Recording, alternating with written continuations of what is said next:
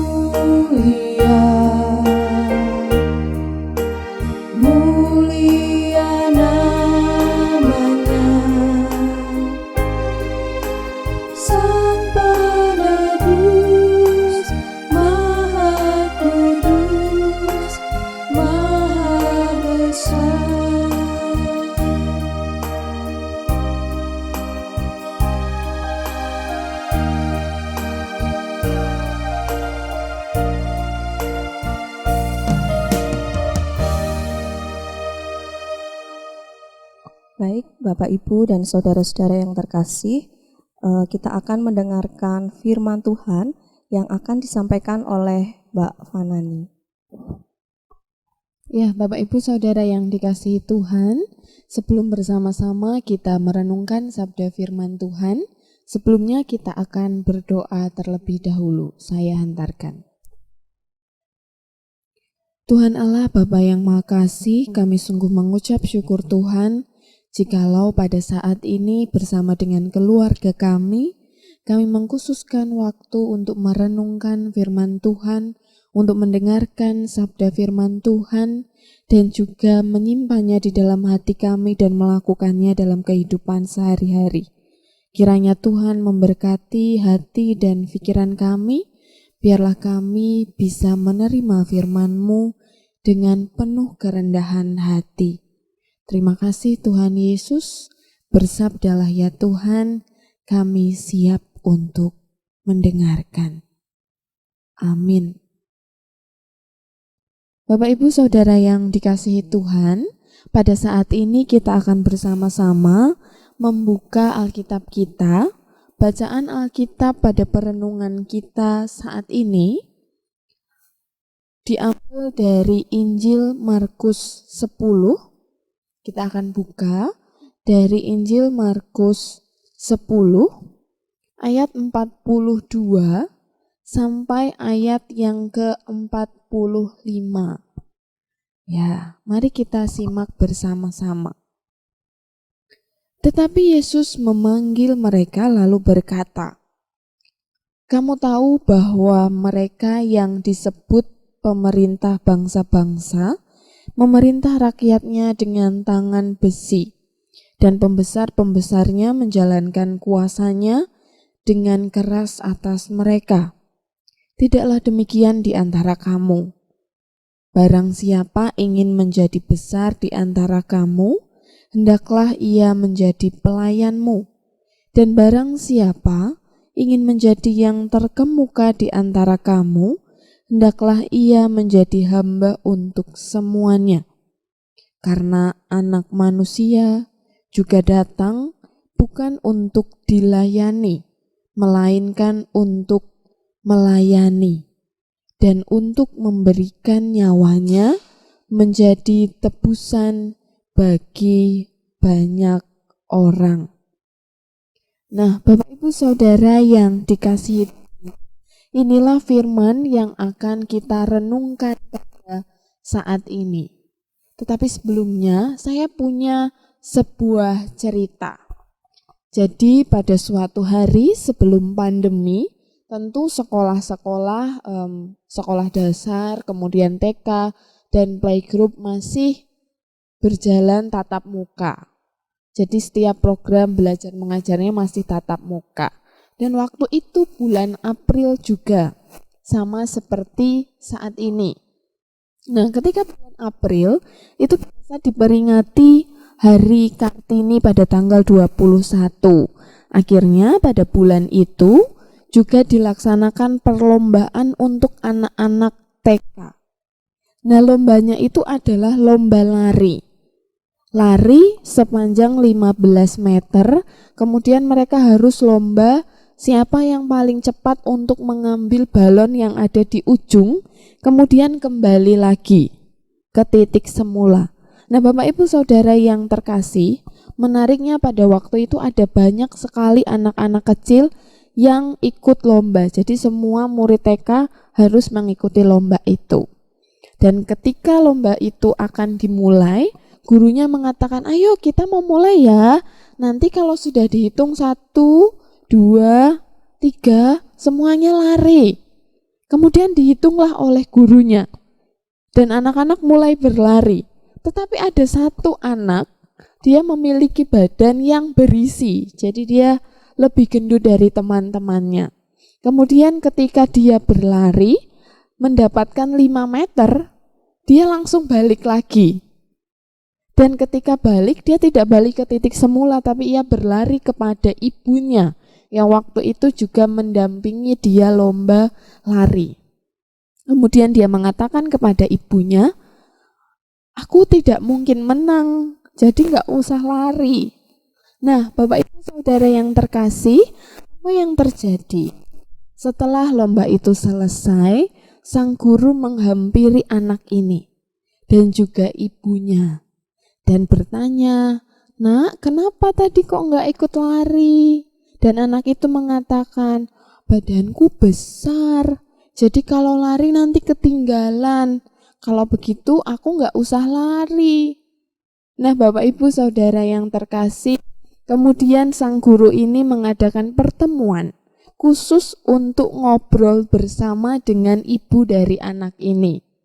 Dan di sana sang guru mengatakan, "Ibu, bagaimanapun kondisi sang anak, bagaimanapun kondisi anak kita, sejak kecil anak itu harus diajarkan tentang kompetisi. Supaya anak punya jiwa kompetitif yang baik. Karena kalau tidak demikian, maka anak akan mudah menyerah ketika ia tahu ia punya kekurangan. Jadi ketika dalam kehidupan nanti ke depan ada kompetisi, apapun itu, ia akan cepat menyerah. Kalau jiwa kompetitif itu tidak dilatih sejak dini. Nah, kenapa jiwa kompetitif ini sangat penting untuk dilatihkan kepada anak sejak dini? Karena bagaimanapun juga di dalam kehidupan kita ada banyak hal yang harus dihadapi. Dan anak-anak yang mudah menyerah, orang-orang dewasa yang mudah menyerah, ia tidak akan bertahan dalam kehidupannya. Jadi, jiwa kompetitif itu sangat penting. Dan sebenarnya di dalam diri manusia ada jiwa kompetitif seperti itu. Tetapi memang levelnya berbeda-beda. Ada yang dia sangat kompetitif, dia punya kemampuan, punya keinginan untuk bersaing yang tinggi. Tetapi ada yang levelnya lebih rendah. Jadi tidak punya keinginan untuk aku harus mengerjakan sesuatu dengan lebih baik begitu. Nah, Bapak Ibu Saudara yang terkasih, dalam teks yang kita baca dari Injil Markus tadi, kita membaca satu perikop yang judulnya adalah permintaan Yakobus dan Yohanes.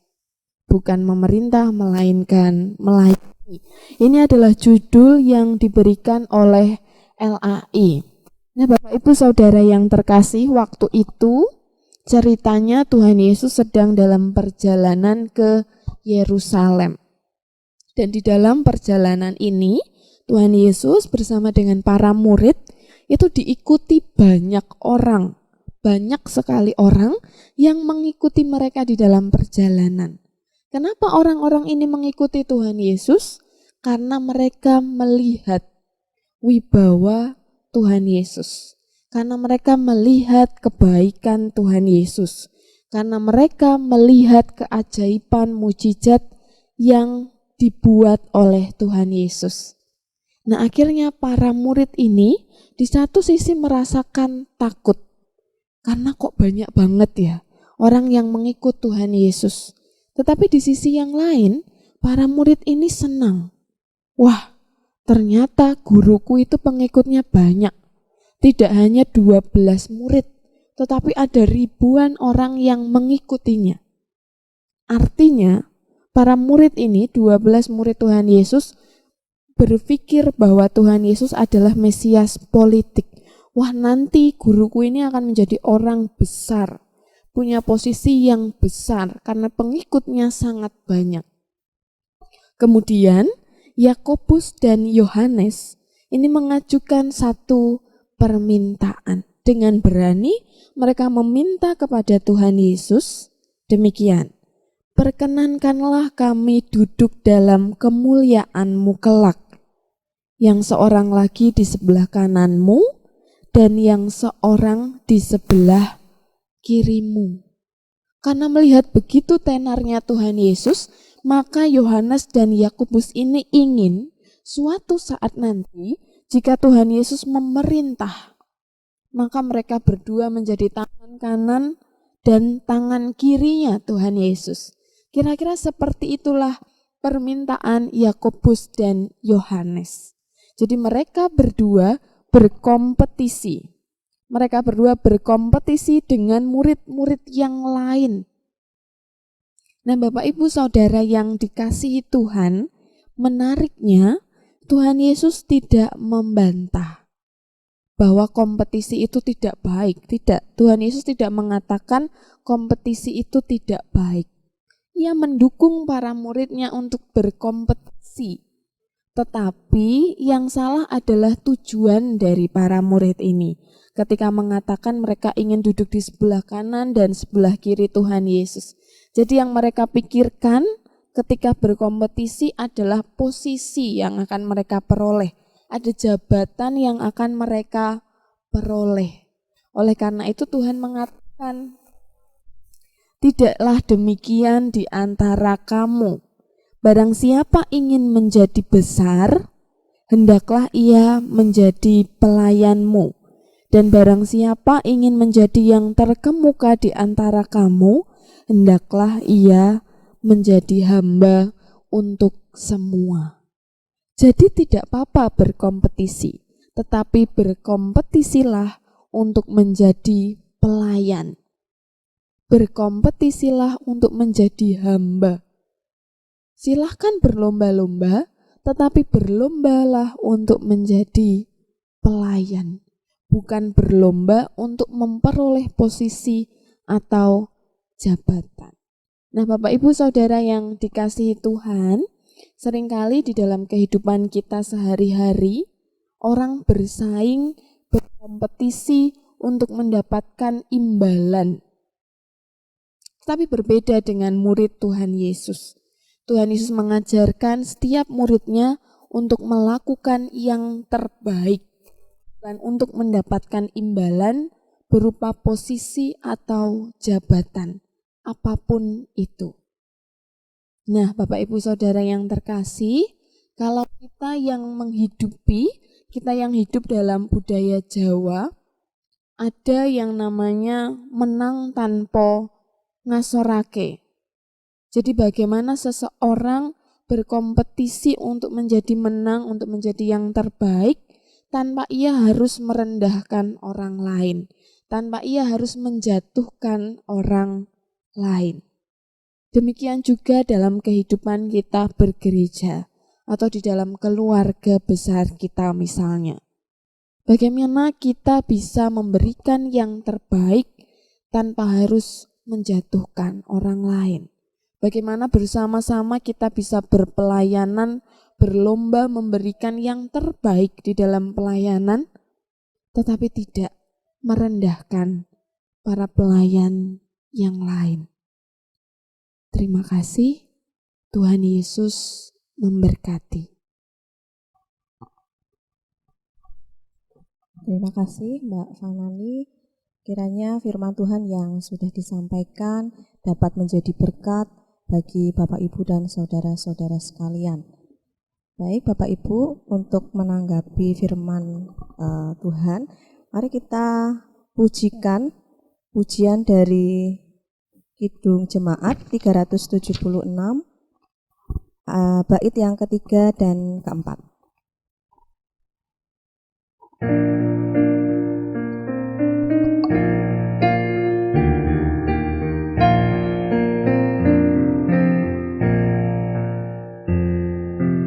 Ikut dan menyangkal diri, aku buang yang fana,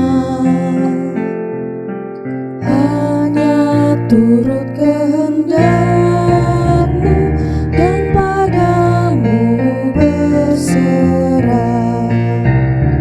Aku ingin ikut Dikau dan mengabdi padamu.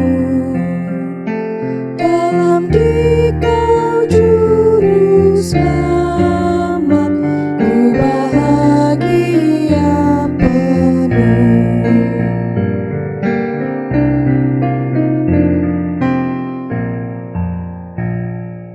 Ikut dalam kesucian, lahir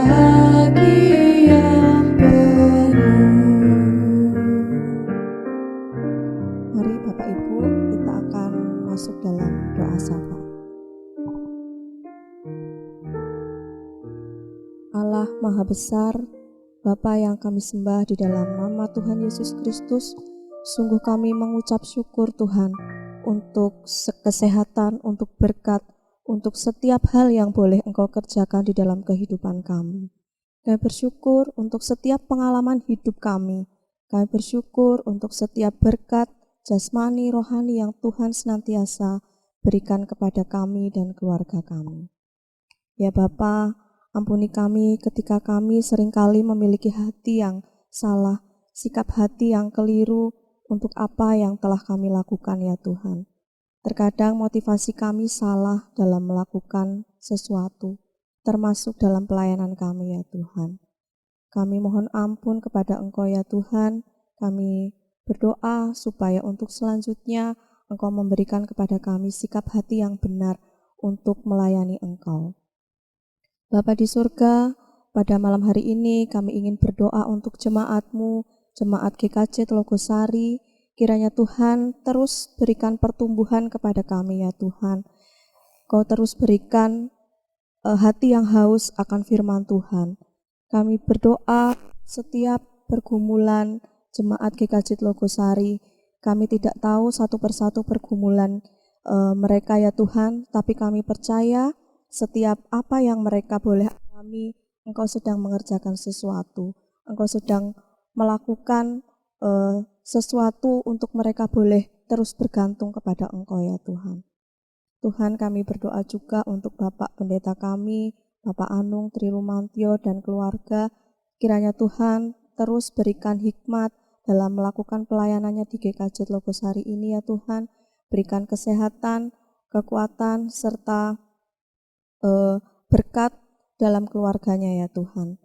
Berdoa juga untuk Mbak Fanani dan keluarga barunya Tuhan. Engkau terus tolong setiap pergumulannya, setiap apa yang menjadi pokok doanya ya Tuhan. Engkau sendiri yang turut campur. Bapa Surgawi, kami juga berdoa untuk Indonesia, khususnya kota Semarang ini ya Tuhan. Engkau tahu ya Tuhan, 1 tahun sudah berlalu, tapi pandemi ini belum juga selesai. Kami rindu Tuhan untuk melakukan aktivitas kembali seperti sedia kala, normal kembali, boleh melakukan aktivitas kami secara lebih bebas lagi ya Tuhan. Tuhan kiranya Engkau berikan jalan keluar untuk setiap pergumulan kami ini ya Tuhan. Terima kasih Tuhan, kami terus membawa doa dan permohonan ini hanya kepadamu, kiranya Engkau mendengarkan doa kami. Terima kasih Tuhan, hanya di dalam nama Tuhan Yesus kami berdoa dan mengucap syukur.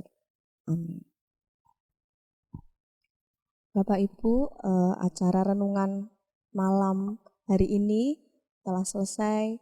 Kiranya Bapak Ibu dan keluarga serta saudara-saudara semua senantiasa diberkati Tuhan, diberikan kesehatan.